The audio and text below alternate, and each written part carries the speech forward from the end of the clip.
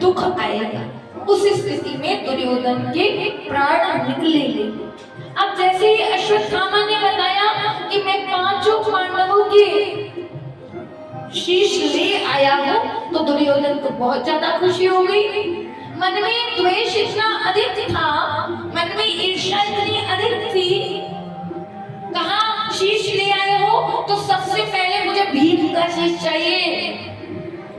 धराशायी पड़ा है, तन में ताकत नहीं, शक्ति नहीं, लेकिन अभी भी द्वेष समाप्त नहीं हो रहा। भीम का शीश तो भीम का शीश, भीम के पुत्र का शीश दिया। जैसे ही दुर्योधन ने अपने हाथों में लिया तो वो चूर चूर हो गया, खंड खंड हो गया। और जब खंड खंड हो गया तो दुर्योधन जान गया ये भीम का शीश नहीं है, ये तो भीम के पुत्र का शीश। कहा अरे अश्वत्थामा, ये तूने क्या किया, ये तूने क्या किया? पहले ही इतनी जन हानि हो चुकी थी, कुल को कोई जल देने वाला नहीं था। ये तूने क्या किया अश्वत्थामा, ये तूने क्या किया? ये पांडवों के शीश नहीं, ये पांडवों के पुत्रों के शीश। अब जैसे ही पता चला कि ये पांडवों के पुत्रों के शीश है, अब तो दुर्योधन को बहुत अधिक दुख हो गया। जब बहुत अधिक खुशी हुई पांडवों के शीश का पता चला, और जब पता चला कि वो पांडवों के शीश नहीं पुत्रों के शीश है, तो बहुत अत्यधिक दुख हुआ। और ऐसी स्थिति में दुर्योधन के प्राण छूट गए। इधर भगवान पांडवों को लेकर आए, सत्संग सुनकर, श्रवण कर।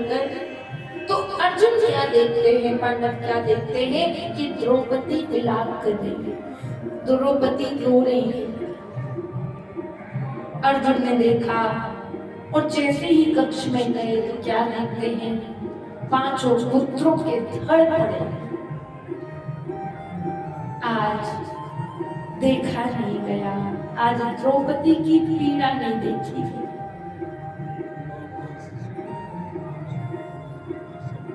सारे के सारे पुत्र समाप्त हो गए। द्रौपदी विलाप कर रही है। आज द्रौपदी की दशा अर्जुन से देखी नहीं गई। अर्जुन ने बोला नहीं छोड़ूंगा, नहीं छोड़ूंगा उसको जिसने द्रौपदी तेरी कोख को उजाड़ा, नहीं छोड़ूंगा उसे जिसने हमारे पुत्रों को समाप्त कर दिया। अर्जुन दौड़े दौड़े गए प्रभु के सामने, अश्वत्थामा को खींचकर घसीटकर लेकर आए। बता द्रौपदी, तू बता, इसने तेरी कोख को समाप्त किया, इसे क्या दंड दूं? तू कहे तो इसे प्राण दंड दे दूं, तू कहे तो मैं क्या करूं? तू कहे तो इसके खंड खंड कर दूं। लेकिन द्रौपदी आज कौन कह रही है कि नहीं, इसे मत मारो। एक तो ये ब्राह्मण है, दूसरा गुरुपुत्र है, और ब्राह्मण पर, गुरुपुत्र पर हाथ नहीं उठाया जाता। अर्जुन कह रहा है द्रौपदी, क्या तू बावरी हो गई है? जिसने तेरे पुत्रों को समाप्त कर दिया, जिसने तेरे कोख को समाप्त कर दिया, और तू कह रही है कि इसे छोड़ दो। कहीं तू बावरी तो नहीं हो गई है?